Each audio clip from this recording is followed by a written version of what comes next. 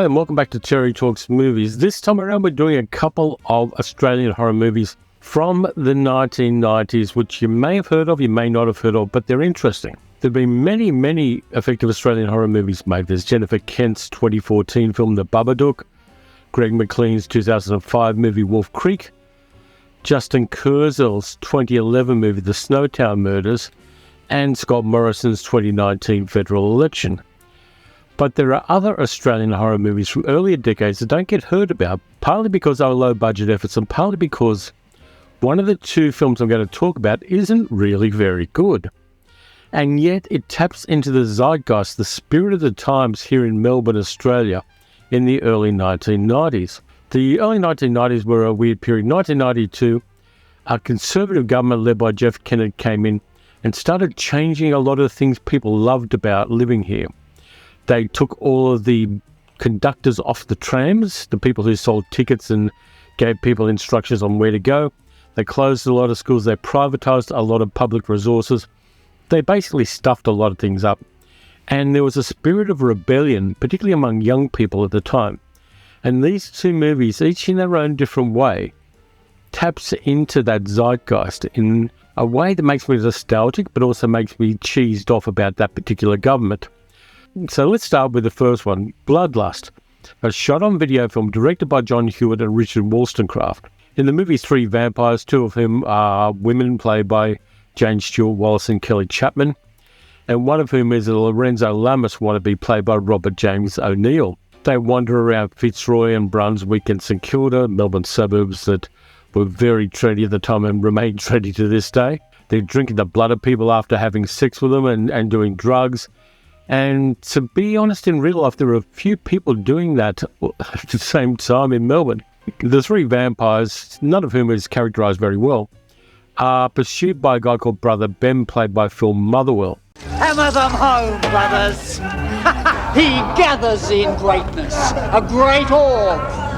And Jehovah said unto his gathered flock, follow thou my messenger. And a bunch of religious cultists he leads, who are hunting the vampires, while two cartoonish cops called Zeke and Deke, played by three Triple R community radio DJs Max Crawdaddy and James Young, wander around hassling street people. Some people just ain't got no respect for the rules of the road. You want to chase? You shitting me? Work through lunchtime. While a third group of people, a group of gangsters, are seeking revenge against the male vampire Tad for ripping them off in an illegal guns deal. That's as far as the plot goes. There's not much else. First-time directors John Hewitt and Richard Wollstonecraft shot the movie on a shoestring budget. By Hewitt's account, it was a difficult movie to shoot. He said in a 2014 interview, it was a living nightmare making that film. It was an intense 6-week shoot.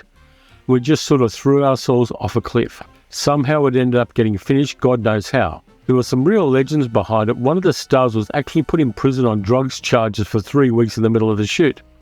It was a miracle it ever got made. At the time, Bloodlust was described as being Miami Vice meets Near Dark, but it isn't. It's not as good as either of those. It aspires to be those things, but the plot is just all over the place.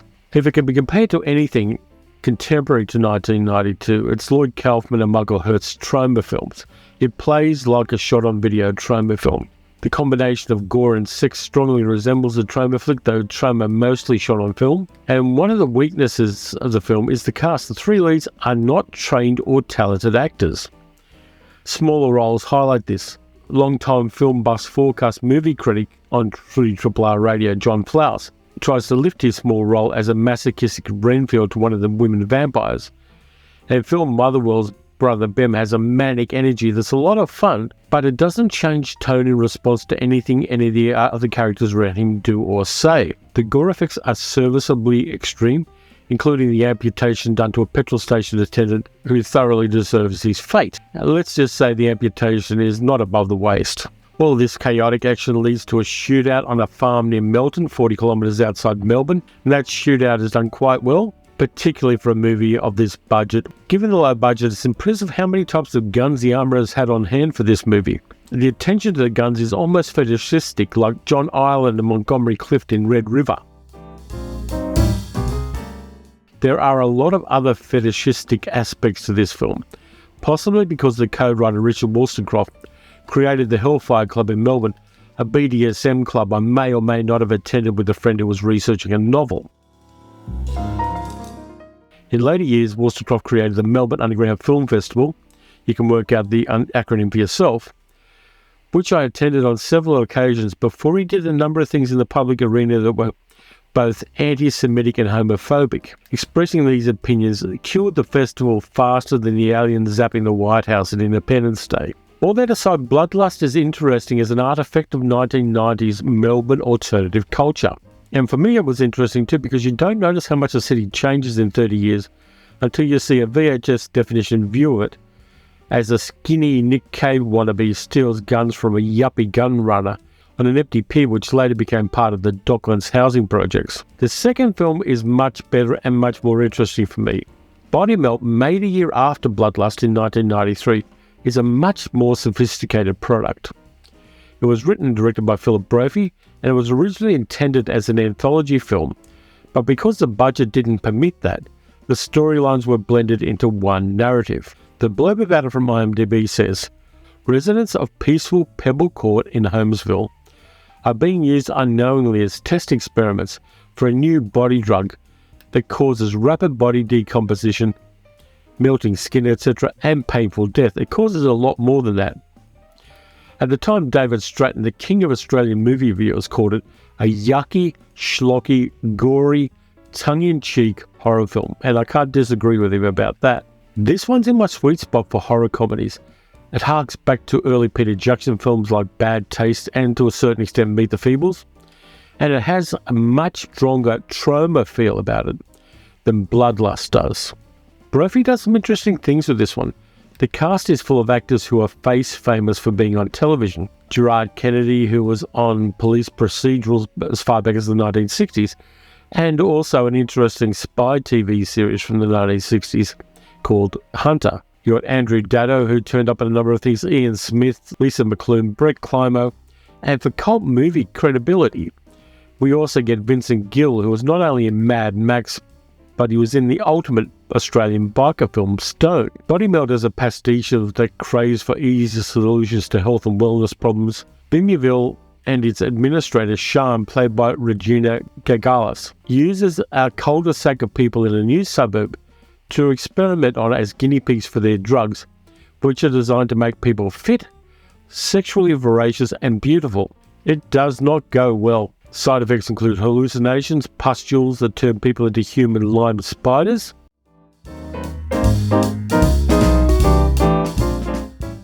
and the titular body melt. Brophy goes full tilt boogie into the body horror here. By making the gore pastel-coloured and ridiculous, it keeps the ick factor down while still giving us a pregnant woman whose belly explodes into tentacles, a bodybuilder who has something unnameable happen to his crotch, and a whistleblower who is suffocated by tendrils that come out of his throat. There's also a side plot with a country farm filled with mutants who are working with Vimyville, which is evidence of that anthology plotline that never really happened. But for me, that's not all. The cul-de-sac where the guinea pig suburbanites live is less than a kilometre from my home, right here.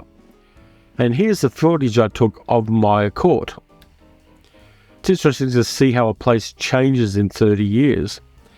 But I like the fact that one of the seminal, and I use that word advisedly, horror films of the 1990s, or at least Australian horror films of the 1990s, was filmed within easy walking distance of my house.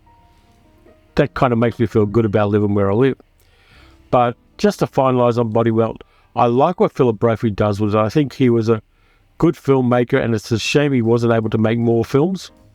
But it's worth checking out. Umbrella put a really nice Blu-ray box set of it together, while Bloodlust had a DVD release a number of years ago from Monster Pictures.